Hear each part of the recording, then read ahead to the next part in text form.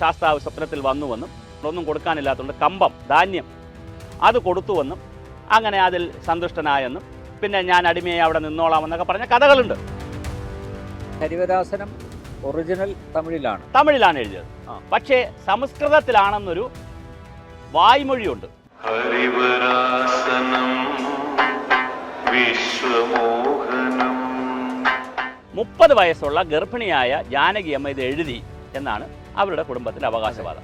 സംബന്ധം കൂടിയ വകയിലുള്ള മകളാണ് ആര്? ഈ ജാനകിയമ്മ. അവരുടെ പിന്മുറക്കാരാണ് നമ്മുടെ ഇപ്പം കേസുമായി ബന്ധപ്പെട്ടിരിക്കുന്ന പത്മകുമാറും. അതുകൊണ്ടാണ് അദ്ദേഹം ഇടയ്ക്കിടയ്ക്ക് ജാനകിയമ്മയുടെ കാര്യം പറയുന്നത് പൂജാരിയായിരുന്നു എന്ന് പറയണത്. എവിടെ?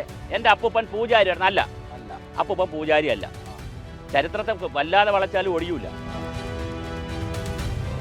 1950 തീ പിടിച്ചതിന് ശേഷമാണ് അവിടെ ഈ പാട്ട് പാടിയതെന്നും വേറൊരു പുസ്തകത്തിൽ പറയും.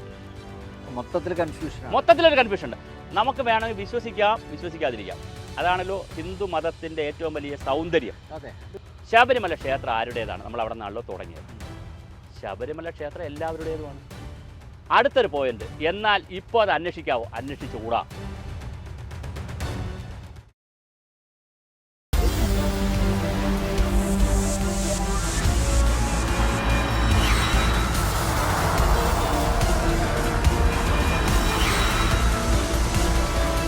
ഇൻസ്റ്റിറ്റ്യൂട്ട് ഓഫ് ഇന്ത്യൻ സ്പിരിച്വൽ തോട്ടിൻ്റെ ഫൗണ്ടറും സാമൂഹ്യ നിരീക്ഷകനുമായ ഡോക്ടർ വി സുഭാഷ് ചന്ദ്രബോസുമായുള്ള അഭിമുഖത്തിൻ്റെ 2ാം ഭാഗത്തിലേക്ക് ഏവർക്കും സ്വാഗതം. ഹരിവരാസനം എഴുതിയത് ജാനകിയമ്മ അല്ലേ? കോനോത്ത്, പുറക്കാട് കോനോത്ത് ജാനകിയമ്മ ആണെന്ന് പറയുന്നു. അതല്ല, മറിച്ച് വേറെ ആള്, പിന്നെ കുളത്തൂർ പിന്നെ സുന്ദരം അയ്യർ അയ്യരാണെന്ന് പറയുന്നുണ്ട്. വേറെ ആരെങ്കിലും? വേറെ അതിനകത്തൊരു ചെറിയ കൺഫ്യൂഷൻ. എൻ്റെ അന്വേഷണത്തിലൊരു സംശയമുണ്ട്. അത് ഞാൻ പറയാം. അതായത് 1920 ഈ പുസ്തകം ഒറിജിനലായിട്ട് എന്ത് ചെയ്യുന്നത്? ഈ അഷ്ടകങ്ങൾ എഴുതുന്നത് ആരെഴുതുന്നത്? നമ്മുടെ കമ്പംകുടി കുളത്തൂർ സുന്ദര അയ്യങ്കാരാണ് ഈ പുസ്തകം എഴുതി എന്നാണ് പറയപ്പെടുന്നത്. ശ്രീധർമ്മദാസ് ശാസ്ത്ര സ്തുതി കദംബം എന്നാണ് പുസ്തകത്തിൻ്റെ പേര്. ഇതാണ് ആ ഒറിജിനൽ പുസ്തകം, ബ്രഹ്മശാസ്ത്ര സ്മൃതി കദംബം. ഇത് 1952 ഇറങ്ങിയതാണ്.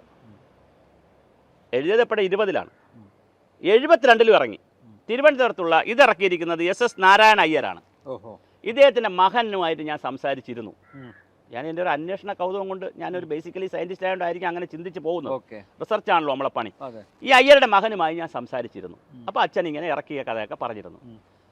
തിരുവനന്തപുരത്തുള്ള ജയചന്ദ്ര പ്രിൻറ്റേഴ്സും ചാലയിലുള്ള റോയൽ പ്രിൻറ്റേഴ്സുമാണ് 2 പ്രാവശ്യമായിട്ട് ബുക്ക് ഇറക്കിയത്. ഇതിൻ്റെ ഒറിജിനൽ ഡോക്യുമെൻ്റ് എന്ന് പറയുന്നത് ഏത് ഭാഷയിലാണ്? തമിഴ് ഭാഷയിൽ എഴുതിയിട്ടുണ്ട്. ആ ബുക്ക് നമ്മളെ കയ്യിൽ. ഈ ഹരിവരാസനം ഒറിജിനൽ തമിഴിലാണ് എഴുതിയത്.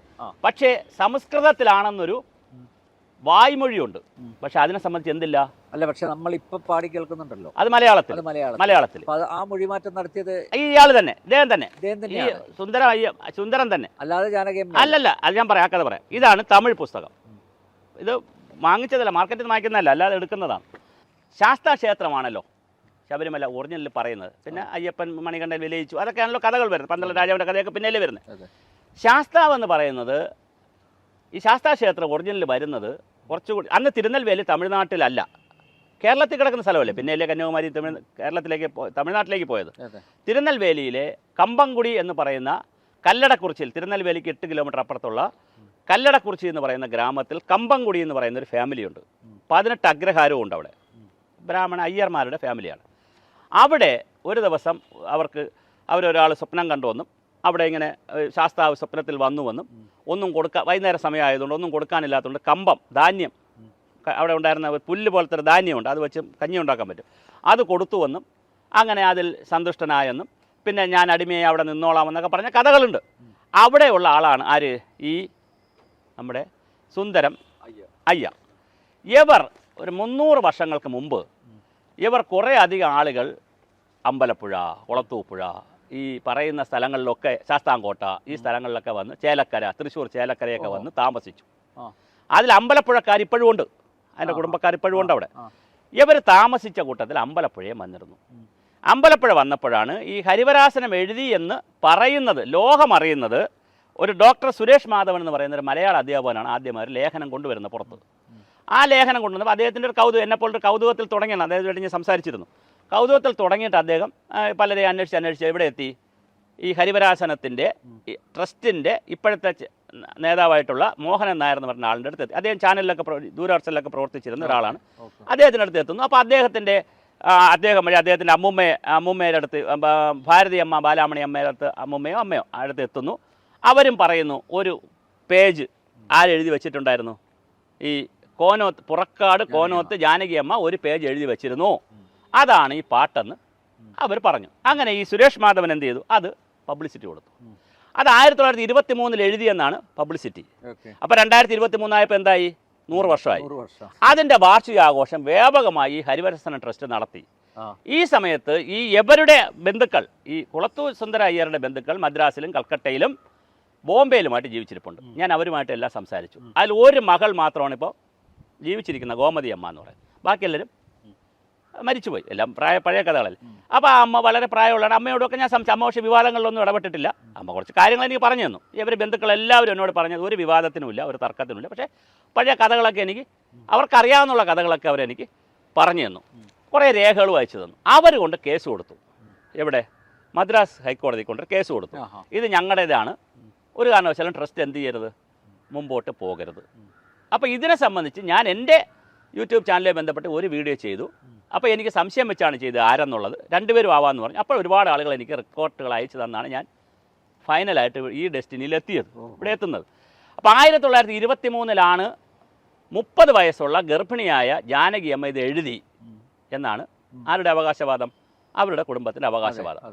ആ സമയത്ത് അനന്തകൃഷ്ണ അയ്യർ, ആരുടെ അച്ഛൻ? ഈ ജാനകി അമ്മയുടെ അച്ഛൻ അനന്തകൃഷ്ണ അയ്യർ അയ്യരാണ്.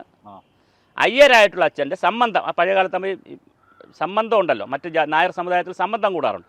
അങ്ങനെ സംബന്ധം കൂടിയ വകയിലുള്ള മകളാണ് ആര്? ഈ ജാനകി അമ്മ. അവരുടെ പിന്മുറക്കാരാണ് നമ്മുടെ ഇപ്പം കേസുമായി ബന്ധപ്പെട്ടിരിക്കുന്ന പത്മകുമാറും അവരുടെ ഒരു ഫാമിലി പെട്ടതാണ് ഈ മോഹനൻ നായരും പത്മകുമാർ, ആ ടീമൊക്കെ. അതുകൊണ്ടാണ് അദ്ദേഹം ഇടയ്ക്കിടയ്ക്ക് ജാനകി അമ്മയുടെ കാര്യം പറയുന്നത്. പൂജാരിയായിരുന്നു എന്ന് പറയണത്. എവിടെ? എൻ്റെ അപ്പൂപ്പൻ പൂജാരിയായിരുന്നു. അല്ല, അപ്പൂപ്പൻ പൂജാരി അല്ല. ചരിത്രത്തെ വല്ലാതെ വളച്ചാലും ഒടിയൂല. അപ്പം അപ്പൂപ്പൻ ആരായിരുന്നു എന്ന് പറയാം. ഈ അനന്തകൃഷ്ണ അയ്യർ എന്ന് അന്ന് ക്ഷേത്രം ഞാൻ ഈ പറഞ്ഞല്ലോ, വളരെ ചെറിയ ക്ഷേത്രം, 5 ദിവസമേ തുറക്കത്തുള്ളൂ. അവിടെ വെളിച്ചപ്പാടുണ്ട്. വെളിച്ചപ്പാടെന്ന് പറഞ്ഞാൽ തുള്ളലില്ല. ഈ വെളിച്ചപ്പാടെന്ന് കേട്ട ഉടനെ തുള്ളൽ നമ്മൾ പിടിച്ചളായിരുന്നു. ഈ വെളിച്ചപ്പാടെന്ന് പറയുന്നത് കാര്യങ്ങൾ പറയും. ദുഃഖമായിട്ട് വരുന്ന ആളുകൾ പോറ്റിയോട് ചോദിക്കുമ്പോൾ എന്നോട് ചോദിക്കേണ്ട, വെളിച്ചപ്പാടിനോട് ചോദിക്കാൻ പറയും ദുഃഖങ്ങൾ. അപ്പോൾ ആളുകളൊക്കെ വന്നിട്ട് വീട്ടിലെ ദുഃഖങ്ങൾ, കുഞ്ഞുങ്ങളില്ല, കാര്യങ്ങൾ പറയാം. അങ്ങനെയല്ലോ അമ്പലത്തിൽ പോയി നമ്മൾ ചെയ്യുന്നത്. അങ്ങനെ കളർകോട് അപ്പു അയ്യർ 1874 മുതൽ 1920 വരെ അമ്പലപ്പുഴ അനന്തകൃഷ്ണ അയ്യർ, ഈ ജാനകി അമ്മ എന്ന് പറയുന്ന അമ്മയുടെ അച്ഛനായിട്ടുള്ള അനന്തകൃഷ്ണ അയ്യർ 1907 മുതൽ 1920 വരെ, ആ വർഷം ഓർത്ത് വെക്കണം നമ്മൾ എല്ലാവരും, 1920 വരെ. കൊട്ടാരക്കര ഹരികര അയ്യർ 20 മുതൽ 44 വരെ. അങ്ങനെ വന്ന് 1980 വരെ പാലഭാസ്കര അയ്യരുടെ മകൻ ഇപ്പോൾ ജീവിച്ചിരിപ്പുണ്ട് തിരുവനന്തപുരത്ത്. അദ്ദേഹമായിട്ട് ഞാൻ സംസാരിച്ചു. അദ്ദേഹം ഇപ്പോൾ സുഖമില്ലാത്തതുകൊണ്ട് കുറേ എനിക്ക് ഇൻ്റർവ്യൂ എടുക്കാൻ പറ്റിയില്ല. അദ്ദേഹമായിട്ട് ഞാൻ സംസാരിച്ചു. ഇവരെല്ലാം കൂടിയാണ് അവിടെ വെളിച്ചപ്പാടായിട്ടുണ്ടായിരുന്നത്. ഈ വെളിച്ചപ്പാടിൽ ഈ ഈ അച്ഛൻ എന്ന് പറയുന്ന അനന്തകൃഷ്ണ അയ്യർ താമസിച്ചിരുന്നത് പുറക്കാടാണ്. എവിടെ? അമ്പലപ്പുഴയ്ക്കടുത്തുള്ള പുറക്കാടാണ്. അവിടെ വേറൊരു ക്ഷേത്രമുണ്ടായിരുന്നു, അച്ഛൻ കോയിക്കൽ ക്ഷേത്രമുണ്ട്, ശാസ്താ ക്ഷേത്രമാണ്. ഈ ക്ഷേത്രത്തിൽ സ്ഥിരമായി എന്ത് പാടുമായിരുന്നു? ഹരിവരാസനം പാടുമായിരുന്നു. ആരെഴുതിയ ഹരിവരാസനം? കുളത്തൂർ സുന്ദരയ്യർ എഴുതിയ ഹരിവരാസനം പാടുമായിരുന്നു. സുന്ദരയ്യർ ചേലക്കരയിൽ നിന്നാണ് കല്യാണം കഴിച്ചത്, തൃശ്ശൂരിലെ. അപ്പോൾ ഇദ്ദേഹം ചേലക്കരയിൽ നിന്ന് കല്യാണം കഴിച്ച ശേഷം ഇത് തമിഴിലും മലയാളത്തിലും പാട്ട് എഴുതിയിട്ട് 1000 കോപ്പി ഇറക്കി വീട്ടിൽ വെച്ചിരുന്നു. വിൽക്കാത്ത കുറേ കോപ്പികൾ എവിടെ കൊടുത്തു വിട്ടു? ആലപ്പുഴയിൽ കൊടുത്തു വിട്ടു. ഇതൊക്കെ ഞാൻ എടുത്ത ഡീറ്റെയിൽസാണ്. നല്ല രസമാണ് ഇതിനെ പഠിക്കാൻ, ക്രൈസുള്ള വിഷയമാണ്. അപ്പോൾ ആലപ്പുഴയിൽ കൊടുത്തു വിട്ട കൂട്ടത്തിൽ ഇത് സ്ഥിരമായി എവിടെ പാടുമായിരുന്നു? ഈ ക്ഷേത്രത്തിൽ പാടുമായിരുന്നു. അങ്ങനെ പാടിയത് എഴുതിയെടുത്തതാണ് ആര്? ജാനകി അമ്മ എന്നാണ് ഒരു വേർഷൻ. ഒരു പേജ് എഴുതിയെടുത്തു. മാത്രമല്ല 150 പേജുള്ള പുസ്തകം എഴുതിയിട്ടുണ്ട് ആര്? അങ്ങനെയാണെങ്കിൽ ഈ അയ്യർ. അപ്പോൾ അയ്യർ പക്ഷെ അന്ന് പറ്റിയത് ഒരു പുസ്തകത്തിൽ പറയുന്നുണ്ട്, സമ്പാദനം എന്നൊരു വാക്ക് പറയുന്നുണ്ട്. അപ്പോൾ ഒരു പ്രശ്നമുണ്ട്. അവിടെയാണ് എൻ്റെ അന്വേഷണം വീണ്ടും വഴിമുട്ടി നിൽക്കുകയാണ്. ഇപ്പോൾ വേറൊരു വഴിയിലേക്കും പോവുകയാണ് ഞാൻ. അതിന് ഇത് കാണുന്ന ചാനൽ കാണുന്നവരും കൂടി, ജനമൊക്കെ ധാരാളം ആളുകൾ കാണുന്നത്. അതുകൊണ്ടാണ് നമ്മൾ അമൽ ജിയോട് ഇത് പറഞ്ഞത്. ഈ 22 വയസ്സുകാരൻ ഇത്രയും അഷ്ടകം എഴുതുമോ? സാധ്യതയുണ്ടോ? അപ്പോൾ അതിനു മുമ്പ് ഒരു ശ്രീനിവാസ അയ്യരുടെ പേര് കിടക്കുന്നു. പക്ഷേ ആ കുടുംബക്കാർ പറഞ്ഞു അങ്ങനെ ഞങ്ങളെ കുടുംബത്തിലൊരാൾ ഇല്ല. അപ്പോൾ പിന്നെ ഇത് ആരെഴുതി? അങ്ങനെ കിടക്കുമ്പോൾ ആദിശങ്കരൻ്റെ ഇതുപോലെ ബന്ധപ്പെട്ട കുറേ അഷ്ടകങ്ങളും അതും ഇതൊക്കെ വന്നിട്ടുണ്ട്. പക്ഷേ അതിനകത്തൊന്നും എന്ത് കാണുന്നില്ല? ഈ സ്തുതി കാണുന്നില്ല. ഈ സ്തുതി കാണുന്നില്ല. അപ്പോൾ നമ്മൾ വീണ്ടും വിശ്വസിക്കുന്നു ആരെഴുതിയത് തന്നെയാണ് സുന്ദര അയ്യർ. കാരണം അവരെ വീട്ടിൽ ഈ സ്വപ്നവും ഈ കമ്പംകുടിയിൽ പോയതും ശാസ്താവ് ചെന്ന കഥകളൊക്കെ കിടക്കല്ലേ, ഒരുപാട് കഥ കിടക്കല്ലേ. 10-20 പേജുകൾ ഇത് നഷ്ടമാവുകയും ചെയ്തു ഒറിജിനൽ ഡോക്യുമെൻ്റിൽ നിന്ന്. ഈ ജാനകി അമ്മ എന്ന് പറയുന്ന അമ്മ മറ്റൊരു കാര്യം എഴുതിയിട്ടുമില്ല. 30 വയസ്സിലാണ് ഇത് എഴുതിയെന്ന് പറയുന്നത്. പ്രശ്നം അവിടെ അല്ല. മറ്റൊരു പുസ്തകം എൻ്റെ കയ്യിൽപ്പെട്ടു, ഭസ്മതീർത്ഥം. ഈ ഭസ്മതീർത്ഥം എഴുതിയിരിക്കുന്ന ഒരു മാധവ നമ്പ്യാരാണ്. 1973 ഇദ്ദേഹം 50 വർഷക്കാലം പിറകിലോട്ട് എവിടെ പോകുമായിരുന്നു? ശബരിമല ക്ഷേത്രത്തിൽ പോകുമായിരുന്നു. അദ്ദേഹത്തിന് 50 വർഷത്തെ ആഗ്രഹങ്ങളും കണ്ടതും ഒക്കെയാണ് ഇതിനകത്ത് എഴുതിയിരിക്കുന്നത്. ഈ പുസ്തകത്തിൽ അദ്ദേഹം പറയുന്നു 1920 ആയപ്പോൾ അനന്തകൃഷ്ണ അയ്യർ എന്ന് പറയുന്ന വെളിച്ചപ്പാട് എവിടെ പോക്ക് നിർത്തി? ശബരിമലയിൽ പോക്ക് നിർത്തി. അങ്ങനെ 20 ശബരിമലയിൽ പോക്ക് നിർത്തിയ അനന്തകൃഷ്ണ അയ്യർ എങ്ങനെയാണ് 23 എഴുതിയെന്ന അവകാശം, മകൾ എഴുതിയെന്ന് പറയുന്ന കവിത കൊണ്ട് അവിടെ സമർപ്പിക്കുന്നത്? ഇവർക്ക് പോകാനും പറ്റില്ല, സ്ത്രീ ആയതുകൊണ്ട്. ഗർഭിണിയായ സ്ത്രീയാണ്, 2 പ്രാവശ്യം പോകാക്കൂല. ഗർഭിണിക്കും പോകാക്കൂല, സ്ത്രീക്കും പോകാക്കൂല. അപ്പോൾ അതുകൊണ്ട് ജാനകി അമ്മയ്ക്ക് അവിടെ പോകാൻ പറ്റില്ല. പിന്നെ ആര് കൊണ്ട് വച്ചു? അങ്ങനെയാണെങ്കിൽ ഇനി ഇതിനകത്തൊരു കള്ളം, ഒരു വേറൊരു ഇടപാട് ഇവിടെ നടന്നിട്ടുണ്ട്.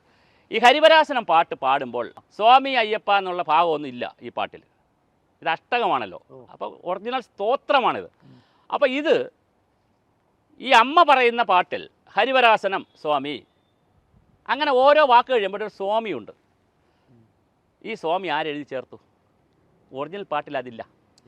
അത് അടുത്ത കഥ. അതിനേക്കാൾ വളരെ പ്രധാനം, ഈ അമ്മ ശാസ്താംകോട്ടയിലേക്ക് താമസം മാറ്റി, ജാനകി അമ്മ. അപ്പോൾ അമ്പലപ്പുഴയിൽ ഈ ക്ഷേത്രത്തിൽ, അച്ചൻകോയിക്കൽ ക്ഷേത്രത്തിൽ വേറെ കാര്യം കൊണ്ട് പുറക്കാട് ക്ഷേത്രത്തിൽ നിന്ന് ഒരു അംശവടി പോലുള്ള ഒരു സാധനം, ദേവവടി എവിടെ കൊണ്ടുപോകുമായിരുന്നു? ശബരിമലയിൽ. അത് അവരുടെ അവകാശമായിരുന്നു. അതുകൊണ്ടാണ് അമ്പലപ്പുഴക്കാർക്ക് പേട്ട തുള്ളാൻ അവസരം കൊടുത്തത്, കണക്റ്റഡായി. അവർ ഈ ദേവവടി തീവെപ്പോട് കൂടി എന്ത് ചെയ്തു? അവിടെ മാറ്റി, പിന്നെ അവിടെ വച്ചിട്ടില്ല. അതിൻ്റെ ഒരു ഭാഗം വേറെ സ്ഥലത്തുണ്ടെന്ന് ഒരു വിവരം എനിക്ക് കിട്ടിയിട്ടുണ്ട്. പക്ഷേ എനിക്ക് കംപ്ലീറ്റ് അങ്ങോട്ട് പോകാൻ പറ്റിയിട്ടില്ല, തിരക്കണം. അത് അംശവടി എന്ന് പറയുന്നത്, അതിൽ ദേവവടി എന്നൊക്കെ പറയാറുണ്ട്. അപ്പോൾ ഇത് ഇവർ ശാസ്താംകോട്ട വന്ന ആളുകൾ, ശാസ്താംകോട്ടയിൽ അമ്മ താമസം മാറ്റിയപ്പോൾ ശാസ്താംകോട്ടയിലും ഈ പാട്ട് പാടി, ശാസ്താംകോട്ടയിൽ ശാസ്താക്ഷേത്രം ഉണ്ടല്ലോ, അവിടെയും ഈ പാട്ട് പാടിയിരുന്നുവെന്നും ഈ പാട്ട് അമ്മയുടെ നിന്ന് വാങ്ങി ശബരിമല പോയവർ പാടി എന്നുള്ളതാണ് അവരുടെ വേർഷൻ. പക്ഷേ ഒരു ഗോപാലമേനോനുണ്ട് ആലപ്പുഴയിലുള്ള. അദ്ദേഹം സന്യാസ ജീവിതം പോലെ എവിടെ താമസിക്കുമായിരുന്നു? ശബരിമലയിൽ ഫുൾ ടൈം താമസിക്കുമായിരുന്നു. ദേവസ്വം ബോർഡ് വന്നപ്പോൾ അദ്ദേഹത്തെ ഇറക്കി വിട്ടു ഓടുന്നു, ഇനി താമസിക്കാക്കില്ല എന്ന് പറഞ്ഞു. അദ്ദേഹവും ഈശ്വരൻ പോറ്റി, ഈ 50 വന്ന ഈശ്വരൻ പോറ്റിയും, വിമോചന സ്വാമിയാണ് ശബരിമലയ്ക്ക് ഇത്രയും പബ്ലിസിറ്റി കൊടുത്തൊരു സ്വാമി, ഇവർ 3 പേരും കൂടെയാണ് ഇത് പാടിയതെന്നും 1950 തീ പിടിച്ചതിന് ശേഷമാണ് അവിടെ ഈ പാട്ട് പാടിയതെന്നും വേറൊരു പുസ്തകത്തിലും പറയുന്നുണ്ട്. മൊത്തത്തിലൊരു കൺഫ്യൂഷൻ ഉണ്ട്. അപ്പോൾ ഈശ്വരൻ പോറ്റിയുടെ ശബ്ദ വോയിസ് എനിക്ക് കിട്ടി. ഞാൻ അതിൽ ഈശ്വരൻ പോറ്റി പറയുന്നത്, അദ്ദേഹം പറയുന്നതിൽ ഈ സ്വാമി ഇല്ല, ഒറിജിനൽ പാടുന്നുണ്ട്, സ്വാമി പാടുന്നുണ്ട്, ഈശ്വരൻ പോറ്റി പണ്ട് പാടിയതാണ്. എന്നിട്ട് 50 ഞങ്ങൾ ഈ പാട്ട് പാടിയിരുന്നു. ആദ്യമായി വാക്ക് പറയുന്നില്ല, 1950 ഞങ്ങൾ ഈ പാട്ട്. ഇത് എപ്പോഴാണ് ആദ്യമായിട്ട് ഇങ്ങനെ പാടാൻ തുടങ്ങിയത്? 50 1950 മുതലാണെന്നാണ് ഇപ്പോൾ എനിക്ക് കിട്ടിയിരുന്ന എല്ലാ രേഖകളും. അപ്പോൾ 1920 എഴുതിയൊരു കവിത അല്ലെങ്കിൽ ഒരു അഷ്ടകം 23 ജാനകി അമ്മയുടെ എഴുതെന്ന് പറയപ്പെടുന്നു. 50 എവിടെ പാടുന്നു? ശബരിമലയിൽ പാടുന്നു എന്നുള്ളതാണ് ഞാൻ എത്തി നിൽക്കുന്ന ഒരു കൺക്ലൂഷൻ. പക്ഷേ ഇനിയും എന്ത് ചെയ്യണം? ഈ അയ്യരുടെ വീട്ടുകാർ തന്നെ, ഞാനിപ്പോൾ കണക്ഷനിലാണ്, അവരല്ല ഫാമിലിയായിട്ട് നല്ല കണക്ഷനിലാണ്, അവർ തന്നെ നമ്മളോട് പറഞ്ഞിട്ടുണ്ട്, ഞങ്ങളിൽ നിങ്ങൾ നിർത്തണ്ട, നിങ്ങൾ എന്ത് ചെയ്തോളൂ, അന്വേഷിച്ചോളൂ. ഇതിൻ്റെ ഒറിജിനൽ കാര്യം ഭഗവാന്റെ കാര്യമല്ലേ, നമ്മളെന്തിനാണ് ഇതിനകത്ത് ക്ലെയിം എടുക്കുന്നതിനാണ്? ഒറിജിനൽ നിങ്ങൾ അന്വേഷിക്കൂ. അപ്പോൾ ലോകത്തോടെ എനിക്ക് പറയാനുള്ളത്, അനിൽജിയോട് എനിക്ക് പറയാനുള്ളത്, ഇത് കാണുന്നവർ കേൾക്കുന്നവരുടെ പലരുടെ വീടുകളിലും എന്ത് കാണും? പഴയ പുസ്തകങ്ങളും രേഖകളും ഒക്കെ കാണും. അത് നമുക്ക് എന്ത് ചെയ്യണം? അയച്ചു തരണം. ഒന്നുകിൽ ഫോട്ടോ കോപ്പിയോ ഒറിജിനലോ വിലയ്ക്കോ എങ്ങനെയാന്ന് വെച്ചാൽ ഫോർ റെഫറൻസ്, ഓൺലി റെഫറൻസ്. അത് വച്ചാൽ നമുക്കിതിൽ ഗൗരവമായൊരു അന്വേഷണത്തിലേക്ക് പോകാവും. Number 1, Devaswom board Jayakumar sir ഇപ്പോൾ ഒരു വിശ്വാസി കൂടെ ആയതുകൊണ്ട്, മറ്റേ പത്മകുമാറിനോടെ നമുക്കിത് ചെന്ന് പറയാൻ പറ്റത്തില്ല, അവർ വിശ്വാസിയല്ലല്ലോ. ജയകുമാർ സാറിനോട് നമുക്ക് റിക്വസ്റ്റ് വയ്ക്കാനുള്ളത്, ഞാൻ എഴുതി കൊടുക്കണമെന്നാണ് വിചാരിക്കുന്നത്, സാർ ഒരു ചെറിയ അന്വേഷണ കമ്മീഷനെ വയ്ക്കണം. എന്നിട്ട് ഈ പറയുന്ന സ്ഥലങ്ങളിൽ നിന്നൊക്കെ ഒരു എടുക്കണം. എന്നിട്ട് ഒറിജിനലായിട്ട് പാട്ടിൽ കുറേ വെള്ളം ചേർത്തല്ലോ, ആ വെള്ളം ചേർത്തത് ശരിയാണോ തെറ്റാണോ എന്നുള്ള ഒരു അമ്പലമായതുകൊണ്ട് അത് ശരിയാണെങ്കിൽ അങ്ങനെ പോട്ടെ. അല്ല, ഇതൊക്കെ അവധാനതയോടെ പരിശോധിക്കപ്പെടേണ്ടതാണ്. പിന്നെ 100%. കാരണം അതിൻ്റെ ഏറ്റവും വസ്തുനിഷ്ഠമായിട്ടുള്ള കാര്യങ്ങളാണ് അല്ലേ ഭക്തരെ അറിയേണ്ടത്. മാത്രമല്ല വേറെ ഒരു വിശ്വാസമുണ്ട്. നമുക്ക് വേണമെങ്കിൽ വിശ്വസിക്കാം, വിശ്വസിക്കാതിരിക്കാം. അതാണല്ലോ ഹിന്ദു മതത്തിൻ്റെ ഏറ്റവും വലിയ സൗന്ദര്യം. അതെ, തീർച്ചയായും. ഹിന്ദു മതത്തിൻ്റെ സൗന്ദര്യം എന്ന് പറയുന്നതാണ് വിവിധ ധാരയിലാണ് നമ്മൾ വിശ്വസിക്കുന്നത്. ഇപ്പം രാമൻ ജീവിച്ചിരുന്നു എന്ന് വിശ്വസിക്കുന്നവരുണ്ട്, അത് ശരിയാണ്, ഭൗതികമായിട്ട് അവർക്ക് ശരിയാണ്. രാമൻ ഒരു ബോധമാണെന്ന് വിശ്വസിക്കുന്ന ആത്മീയ തലമുണ്ട്, അതും ശരിയാണ്.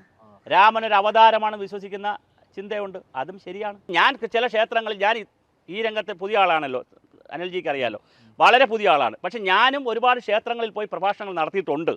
എൻ്റെ കാലം വന്ന് അമ്മമാരൊക്കെ തൊട്ട് വിടാറുണ്ട്. എനിക്ക് അത്ഭുതമാണ്, ഞാൻ മാറിക്കളയും, ഓടിക്കളയും. കാരണം അത്ര വിശ്വാസമാണ്.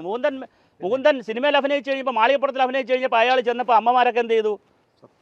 രാമൻ്റെ ഉണ്ണിമോഹൻ രാമൻ്റെ വിഗ്രഹം, രാമൻ്റെ സീതയുടെയും ഇത് വന്നല്ലോ, സീരിയൽ വന്നല്ലോ, ആളുകൾ ആരതി ഒഴിയാണ് ടി വിക്ക്. അതാണ് വിശ്വാസം മനുഷ്യൻ്റെ. അതിനെ ചൂഷണം ചെയ്യുന്ന കള്ളക്കഥകളുമായിട്ടാണ് ഇത് പോകുന്നത്. അപ്പോൾ ഞാൻ പറഞ്ഞത് ഹിന്ദു സമാജത്തെ സംബന്ധിച്ച് ഇങ്ങനെ കുറേ അബദ്ധങ്ങൾ വന്നിട്ടുണ്ട് എന്ന് പറഞ്ഞ് ഞാൻ അബദ്ധം മാറ്റുന്ന ആളാണോ? അല്ല, അങ്ങനെയൊന്നുമില്ല. ഇതൊരു ചിന്താധാരയാണ്. നമ്മുടെ അന്വേഷണത്തിൽ കണ്ടെത്തിയ കാര്യങ്ങൾ അത് പൊതുസമൂഹത്തോട് അവതരിപ്പിക്കുന്നു. ഈ 4 ധാരയിൽ നിങ്ങൾക്ക് സഞ്ചരിക്കാം. ഇന്ത്യയിൽ 5ാമത്തെ ധാരയിലും സഞ്ചരിക്കാം, ചാർവാഹക ധാരയിലും സഞ്ചരിക്കാം. അങ്ങനെ 5 ധാരയിൽ സഞ്ചരിച്ചാൽ ദൈവം ഉണ്ടോ ദൈവം ഇല്ലയോ ഒരു തർക്കത്തിനും ഒരു സ്കോപ്പില്ല. വളരെ മനോഹരമായിട്ട് നമുക്ക് എന്ത് ചെയ്യാൻ പറ്റും? ആത്മീയത കൊണ്ടുപോകാൻ പറ്റും, വളരെ മനോഹരമായിട്ട് കൊണ്ടുപോകാൻ പറ്റും. അവതാരങ്ങളിൽ വിശ്വസിച്ചാണ് നിങ്ങൾക്ക് സംതൃപ്തി കിട്ടേണ്ടതെങ്കിൽ നിങ്ങൾ ബ്രഹ്മ വിഷ്ണു മഹേശ്വരിയിലൊക്കെ വിശ്വസിച്ചോളൂ. അല്ല, നിങ്ങൾക്ക് പതഞ്ജലി മഹർഷിയുടെ യോഗയിലാണ് വിശ്വസിച്ച് നിങ്ങൾക്ക് സാൽവേഷൻ കിട്ടുമെന്നാണെങ്കിൽ അതിൽ വിശ്വസിച്ചോളൂ. അല്ല, നിങ്ങൾക്ക് ഭൗതികമായി രാമൻ ജീവിച്ചിരുന്നു, കൃഷ്ണൻ ജീവിച്ചിരുന്നു മധുരയിൽ, അതിൽ വിശ്വസിച്ചാണ് ആത്മനിർവൃതി കിട്ടുന്നതെങ്കിൽ നിങ്ങൾ അങ്ങോട്ട് പൊക്കോളൂ. അല്ല, നിങ്ങൾക്ക് ആത്മീയ ചിന്തയിലാണ് ഇതെല്ലാം ഒരു ബോധമാണ്, രാമൻ ഒരു ബോധമാണ്, അസുരൻ ദേവൻ എന്ന് പറയുന്നത് രണ്ടും ബോധമാണ് മനുഷ്യൻ്റെ. അസുരൻ എന്ന് പറഞ്ഞാൽ ഒരു ഗുണമാണ്, ദേവൻ എന്ന് പറഞ്ഞാൽ ഗുണമാണ്. അത് അസുര ഗുണത്തെ ഭേദിക്കാനാണ് ദേവൻ വന്നത്, അല്ലെങ്കിൽ ദേവഗുണം വന്നത്. അങ്ങനെ മഹിഷിയെ നിഗ്രഹിക്കുന്നതാണ് അയ്യപ്പൻ വന്നത്. മഹിഷിയെ നിഗ്രഹിച്ചത് കൊണ്ടാണ്, അത് അവിടെ പേട്ടയിൽ വെച്ച് നടന്നതുകൊണ്ടാണ് പേട്ട തുള്ളുന്നത്. വിശ്വസിക്കാം. 4 ചായയും കുടിക്കാം, കാപ്പിയും കുടിക്കാം, കട്ടൻ കാപ്പിയും കുടിക്കാം, കട്ടൻ ചായയും കുടിക്കാം. നിങ്ങൾക്ക് ദാഹം മാറിയാൽ മതി, ക്ഷീണം മാറിയാൽ മതി. ഇതങ്ങനല്ല. താൻ പിടിച്ച കാര്യങ്ങൾ ശരിയാണെന്നും തൻ്റെ വിഷയങ്ങളാണ്, ഞാൻ കൺക്ലൂഡ് ചെയ്യാണ്, തൻ്റെ വിഷയമാണ് ശരിയെന്ന് ഓരോ ആചാര്യന്മാരും ഉണ്ട്, അതിനകത്ത് പങ്കുണ്ട്. കൃഷ്ണനെക്കുറിച്ച് പറയുന്നവർ വേറെ ആരെക്കുറിച്ചും മിണ്ടൂല, പരമശിവനെക്കുറിച്ച് മിണ്ടൂല. പരമശിവനെക്കുറിച്ച് പറയുന്നവരെന്ത് പറയും? പരംപൊരുളാണ് പരമശിവൻ, വേറെ ആരും ഇല്ലെന്ന് പറയും. അല്ലെങ്കിൽ ബ്രഹ്മ വിഷ്ണു മഹേശ്വര എന്ന് പഠിപ്പിക്കൂല. ഞാൻ പറഞ്ഞ പോയിന്റ് മനസ്സിലായില്ലേ? ദേവിയെക്കുറിച്ച് പഠിപ്പിക്കുന്നവർ, ശാക്തേയ സിദ്ധാന്തം പഠിപ്പിക്കുന്നവർ ദേവിയാണ് കംപ്ലീറ്റ്, ബുദ്ധനെക്കുറിച്ച് പഠിപ്പിക്കുന്നവർ ബുദ്ധനാണ് എല്ലാം, ഇങ്ങനെ പഠിപ്പിക്കും. അപ്പോൾ ആളുകൾ എന്ത് ചെയ്യും? കൺഫ്യൂസ്ഡ് ആവും. ഈ കൺഫ്യൂഷൻ ഇല്ലാതെ ഇത് വെച്ച് ബയോളജി ഉണ്ട്, കെമിസ്ട്രി ഉണ്ട്, ഫിസിക്സും ഉണ്ട്. 3 രീതിയിൽ വേണം പഠിക്കാൻ. മാത്സ് പഠിക്കും പോലെ ബയോളജി പഠിക്കാൻ പറ്റില്ല. ബയോളജി ലാബിൽ പോയി വേണം കൂടുതൽ പഠിക്കേണ്ടത്. മാത്സ് പഠിക്കേണ്ടത് അരിത്തമെറ്റിക് ആണ് എന്ന് പഠിപ്പിച്ച പ്രശ്നം തീർന്നു സാറേ. ഇതങ്ങനെ പോവില്ലാരും. ഒരു വയറ്റിപ്പഴപ്പിന് വേണ്ടി കിടക്കണ കുറച്ച് പേരോട് ഉണ്ടല്ലോ ഇതിനകത്ത്, ഞാൻ എല്ലാവരും പറയുന്നില്ല. അപ്പോൾ അതിൻ്റെ ഒരു പ്രശ്നമുണ്ട്. ലോകത്തിലെ ഏറ്റവും വലിയ നല്ല ഗുരു ആരെന്ന് ചോദിച്ചാൽ ശിഷ്യന്മാരെ കൂടെ നിർത്തുന്നവരല്ല. അയ്യാ ഗുരു, തൈക്കാട് അയ്യാ ഗുരു മാത്രമേ ഉള്ളൂ അങ്ങനെ ഒരാൾ ഞാൻ വായിച്ചതിൽ പഠിച്ചതിൽ. തൈക്കാട് അയ്യാ ഗുരുവിൻ്റെ അടുത്ത് ശ്രീനാരായണ ഗുരുദേവനും ചട്ടമ്പി സ്വാമികളും ചെന്ന് നിന്ന്, ഈ ഗുരുദേവൻ ഒരു ഘട്ടത്തിൽ അവധൂത് പോകുമല്ലോ, അവധൂത് പോയി എവിടെ പോയിരുന്നു, ഇവിടെ മരുത്താമലയിൽ ചെന്നിരുന്നപ്പോൾ ഗുരുദേവൻ സംസാരിക്കുന്നില്ല എന്ന് പറഞ്ഞാൽ, നാണു ആശാനാണ്, ഗുരുദേവനായിട്ടില്ല, നാണു സംസാരിക്കുന്നില്ല എന്നൊക്കെ പറഞ്ഞ് ആശാൻ സംസാരിക്കുന്ന കുറച്ച് പേര് വന്ന് അയ്യാ ഗുരുവിനോട് പരാതി പറയുമ്പോൾ നാണുവിനെ ഇങ്ങ് വരശൊല്ലെന്ന് പറഞ്ഞ് നാണുവിനെ വിളിച്ചിട്ട് അയ്യാ ഗുരു വെച്ച്, എന്നാ പരിപാടി, നീ പരത്തതുക്ക ഒതുക്കതുക്ക എന്നതാ, എതുക്ക് നീ എൻ്റെ ഉലകത്തിലെ വന്നു എന്ന് ചോദിച്ചോ പറഞ്ഞു. ഗുരുദേവന് കൺഫ്യൂഷനായി. അപ്പം നീ അപൂർവ ജന്മമാണ്, നീ ഇവിടെ നിൽക്കരുത്. അപ്പം ഞാൻ ഇവിടെ നിന്നോളാന്ന് പറഞ്ഞു. സോറി, അടിയന്തരമായിട്ട് ഇവിടെ നിന്ന് എന്ത് ചെയ്തോണം? പൊക്കോണം, പോയിട്ട് ലോകത്തിന് നീ വെളിച്ചം പകരണം. അതാണ് ഗുരു. ആശ്രമത്തിൽ പിടിച്ച് നിർത്തുന്ന ആളല്ല. എന്നോട് സന്യാസിമാർ പൊറക്കണേ, പിടിച്ച് നിർത്തുന്ന ആളല്ല ഗുരു. നീ പൊക്കോളൂ, ഉലകത്തിൽ നീ പോയി കണ്ടുപിടിച്ചിട്ട് കയറി വരൂ, നീ ഉലകത്തിന് കൊടുക്കൂ, ഇവിടെ വരണ്ട. അന്ന് അപ്പം ഗുരുദേവൻ ചോദിച്ചു, പോവാനിറങ്ങി, കരഞ്ഞുകൊണ്ട് ഗുരുദേവൻ പോവാനിറങ്ങണം അയ്യാ ഗുരുവിൻ്റെ അടുത്ത് നിന്ന്. അപ്പോൾ ഗുരു ചോദിച്ചു, ദക്ഷിണ എവിടെ? അയ്യാ ഗുരു ചോദിച്ചു. ഒരുപാട് ഗുരുക്കന്മാരിൽ ഒരു ഗുരുവാണ് കേട്ടോ, അത് പറയുമ്പോൾ ഇനി വേറെ ഉള്ളവർ എൻ്റെ അടുത്ത് ബഹളം ഉണ്ടാക്കരുത്. ഒരുപാട് ഗുരുക്കന്മാരുള്ളതിൽ ഒരു ഗുരുവാണ് അയ്യാ ഗുരു. വേറെ ഗുരുക്കന്മാരുണ്ട്, സംസ്കൃതമൊക്കെ പഠിപ്പിച്ച വേറെ ആളുകളാണ്. അപ്പോൾ ഈ ചോദിക്കുന്ന സമയത്ത് ഇദ്ദേഹം വെറ്റയും ഇതും കൂടെ എടുക്കാൻ നോക്കും, പാക്കും കൂടെ എടുക്കാൻ നോക്കും. പറഞ്ഞു എനിക്കത് വേണ്ട, നിൻ്റെ ജോലി ലോകത്തിന് എന്ത് കൊടുക്കുക എന്നുള്ളതാണ്, വെളിച്ചം കൊടുക്കണം. അതിനുശേഷം ഗുരു സമാധി ആവുന്നവർ ആരവിടെ പോയിട്ടില്ല, ഗുരുദേവൻ പോയില്ല എന്ന് മാത്രമല്ല പിന്നെ പുതിയ ഗുരുവാണ് ശ്രീനാരായണ ഗുരു. അങ്ങനെയാണ് എന്ത് സ്ഥാപിക്കുന്നത്, ഈ ശിവക്ഷേത്രമൊക്കെ അരുവിപ്പുറത്ത് സ്ഥാപിക്കുന്നതിൻ്റെ ആ ഊർജം കിട്ടിയത്. അങ്ങനെയാണ് ആരെ പരുവപ്പെടുത്തേണ്ടത്, തൻ്റെ അടുത്ത് വരുന്ന പഠിക്കാൻ വരുന്നവരെ അല്ലെങ്കിൽ മനസ്സിലാക്കാൻ വരുന്നവരെ, പഠിക്കുന്നത് ഞാൻ പറയുന്നില്ല, മനസ്സിലാക്കാൻ വരുന്നവരെ കരുതി വിട്. നമ്മളെന്താ ചെയ്യുന്നത്, ഞാൻ ഗുരുവാണ്, അല്ലെ എനിക്ക് കുറച്ച് വിവരങ്ങളൊക്കെ അറിയാം, ഞാൻ കുറച്ച് വിവരം ഉണ്ടല്ലോ, എനിക്ക് വായിച്ചും പഠിച്ച് വിവരം ഉണ്ടെങ്കിൽ നിങ്ങൾ എന്ത് ചെയ്തോളൂ, ഭക്ഷണവും കഴിച്ച് എൻ്റെ അവദാനങ്ങളും പാടി ഇവിടെ കറങ്ങി അടിച്ച് എൻ്റെ കാലം കഴിയുമ്പോൾ എൻ്റെ ഫോട്ടോയൊക്കെ വെച്ച് എൻ്റെ പ്രതിമയൊക്കെ വെച്ച് നിങ്ങൾ നടന്നോളൂ, നിങ്ങൾ അന്വേഷിക്കരുത്. സോറി ടു സേ ഇവരോട് എനിക്ക് പറയാനുള്ളത്. കാരണം ദൈവം ഇന്ത്യൻ ഫിലോസഫി അനുസരിച്ച്, ഇന്ത്യൻ ആത്മീയത അനുസരിച്ച്, ഞാൻ പഠിച്ച കുഞ്ഞാണ്, ഞാൻ ഇതിനകത്ത് പഠിച്ചു തുടങ്ങുന്നേ ഉള്ളൂ. ദൈവം എന്ന് പറയുന്നത്, ആത്മീയം എന്ന് പറയുന്നത് ഒന്നാണ് കണക്ഷൻ. ഞാനും അദ്ദേഹവുമായിട്ടാണ് കണക്ഷൻ. ഞാനും നിങ്ങളുമായിട്ട് എന്തില്ല, കണക്ഷൻ ഇല്ല. നമ്മൾ ഒന്നിച്ചിരുന്ന് എന്ത് ചെയ്യാൻ പറ്റില്ല, കണ്ടുപിടിക്കാൻ നോക്കില്ല. ഒറ്റയ്ക്കിരുന്ന് കണ്ടുപിടിക്കുന്നതാണ് ഉണ്ടോ ഇല്ലയെന്ന്. ദാറ്റ്സ് ആൻ ഇന്നർ നോളജാണ്. ആ ഇന്നർ നോളജ് കണ്ടെത്തുന്ന സാത്വികനായിട്ട് നിങ്ങൾ എന്ന് മാറുമോ, നിങ്ങൾക്ക് ദൈവത്തെക്കുറിച്ചും സംശയമില്ല, വിഗ്രഹത്തെക്കുറിച്ചും സംശയമില്ല, ഒരു സംശയമില്ല. ലാസ്റ്റ് ഒരു പോയിൻ്റ് കൂടെ പറഞ്ഞ് നമുക്ക് അവസാനിപ്പിക്കാം. ശബരിമല ക്ഷേത്രം ആരുടേതാണ്? നമ്മൾ അവിടെ നിന്നാണല്ലോ തുടങ്ങിയത്. ശബരിമല ക്ഷേത്രം എല്ലാവരുടേതുമാണ്. അടുത്തൊരു പോയിൻ്റ്, എന്നാൽ ഇപ്പോൾ അത് അന്വേഷിക്കാവോ? അന്വേഷിച്ചുകൂടാ. അവിടെയാണ് എൻ്റെ പോയിൻ്റ്. 4 തരത്തിലാണ് ക്ഷേത്രാരാധന രീതികൾ വരുന്നത്. ഇതാണ് ആചാര്യന്മാരൊക്കെ പറയുന്നത്. ഒന്ന്, അനുഷ്ഠാനമനുസരിച്ച് പരമ്പരയായി വന്നതുണ്ട്, പണ്ട് മുതലേ വിശ്വസിച്ച് വരുന്ന കാര്യങ്ങളുണ്ട്, അത് നമുക്ക് മാറ്റമില്ലാതെ അങ്ങ് തുടരും തലമുറ പോലെ. രണ്ടാമത്, താന്ത്രിക വിദ്യ അനുസരിച്ച് വിഗ്രഹങ്ങൾ വച്ച് പൂജിക്കുന്ന സ്ഥലങ്ങളുണ്ട്. താന്ത്രിക വിദ്യ അനുസരിച്ച് വിഗ്രഹങ്ങൾ വെച്ചാൽ പിന്നെ പഴയത് എന്ത് ചെയ്യരുത്, അന്വേഷിക്കരുത്. പിന്നെ മൂന്നാമത്തെ രീതിയാണ് ഞാൻ പറഞ്ഞ ഈ പറഞ്ഞ അനുഷ്ഠാനങ്ങളുടെ രീതിയുണ്ട്, പൂജാദികൾ താന്ത്രിക രീതിയുണ്ട്, പുനഃപ്രതിഷ്ഠ രീതിയുണ്ട്. ഒരു ദേവനെ വെച്ചിട്ടാൽ ആ ദേവൻ എന്ത് ചെയ്യും, നമ്മൾ പുനഃപ്രതിഷ്ഠ നടത്തും. പുനഃപ്രതിഷ്ഠ നടത്തിയാൽ പിന്നെ എന്ത് അന്വേഷിക്കരുത്, പഴയ ഗൃഹസ്ഥാശ്രമം പിന്നെ നമ്മളെന്താണ് വാൽമീകി രത്നാകരനാണോ എന്ന് എന്ത് ചെയ്യരുത്, അന്വേഷിക്കുന്നതിൽ സ്കോപ്പില്ല. അദ്ദേഹം രത്നാകരനായി കഴിഞ്ഞു, പുനഃപ്രതിഷ്ഠ വന്നാൽ പിന്നെ എന്ത് ചെയ്യരുത്. അതുകൊണ്ട് ശബരിമല പഴയത് ആരാണെന്ന് അന്വേഷിക്കുന്നതിൽ ഒരു സ്കോപ്പുമില്ല. ഇപ്പോഴാരാണ്, ഇപ്പോഴെന്താണെന്ന് അറിയുക, അതിൽ പൂജ ചെയ്തും അതിൽ ആത്മസംതൃപ്തി കിട്ടി പോവുക എന്നുള്ളതേ കരണീയമായിട്ടുള്ളൂ സാർ. അതുകൊണ്ട് നമുക്ക് 2 ഡിമാൻഡാണ് നമ്മൾ വയ്ക്കുന്നത് ഇതിലൂടെ. ഒന്ന്, ജനങ്ങൾ നമുക്ക് വിവരങ്ങൾ ഉണ്ടെങ്കിൽ അവർ അയച്ചു തരിക. രണ്ടാമത്തെ ഡിമാൻഡ്, ഹരിവരാസനത്തെക്കുറിച്ചുള്ള വിവരങ്ങൾ സൂക്ഷ്മമായ അന്വേഷണം നടക്കണം, അതിന് സ്കോപ്പുണ്ട്, അത് ദേവസ്വം ബോർഡ് മുൻകൈ എടുക്കണം. മൂന്നാമത്തെ കാര്യം, നമ്മുടെ ഈ ശബരിമല തീവെപ്പിൻ്റെ റിപ്പോർട്ട് സമഗ്രമായി ഗവൺമെൻറ് അംഗീകരിച്ചോ ഇല്ലയോ, അത് കേന്ദ്രമാവട്ടെ സംസ്ഥാനമാവട്ടെ അംഗീകരിച്ചോ ഇല്ലയോ, ഇതാണ് ഇതിൻ്റെ ഫൈനൽ വേർഡിക്റ്റ് എന്ന് പറയണം. എന്തായാലും ഇതിനൊക്കെ വ്യക്തമായിട്ടുള്ള ഉത്തരം കിട്ടണം, കൃത്യമായി ഉത്തരം കിട്ടണം. ഒരു കാലഘട്ടത്തിൽ എൻ്റെ അച്ഛൻ പാവപ്പെട്ടവനായിരുന്നു എൻ്റെ അച്ഛൻ. എൻ്റെ അച്ഛനെ കൊന്നത് ഞാൻ കണ്ടുകൊണ്ട് നിന്നു. ഞാൻ പക്ഷേ ഇപ്പോൾ പണക്കാരനായി, എനിക്കറിയണം എൻ്റെ അച്ഛനെ ആരാണ് കൊന്നത്. ഞാൻ ഇപ്പോൾ പണം വന്നു, കേസ് പറയാൻ പണമായി എനിക്ക് എന്ന് പറഞ്ഞാൽ അന്ന് അങ്ങനെയൊക്കെ ആയിരുന്നു ഹിന്ദു സമൂഹം, ഹിന്ദു സമാജം. ഓക്കെ, അന്ന് ദരിദ്രരായിരുന്നു, ജാതിയുടെ മതത്തിൻ്റെ വർഗത്തിൻ്റെ ഗോത്രത്തിൻ്റെയൊക്കെ ഇങ്ങനെ കെട്ട് പിഴഞ്ഞ് കിടക്കുകയായിരുന്നു. ഇപ്പം അങ്ങനെയല്ലല്ലോ. ഇപ്പം അതുകൊണ്ട് ഭക്തർക്ക് എന്തറിയണം, വിശ്വാസികൾക്ക് എന്തറിയണം, ശരി തെറ്റുകൾ അറിയണം. മറ്റൊരു ചർച്ച ഇതിനകത്തില്ല.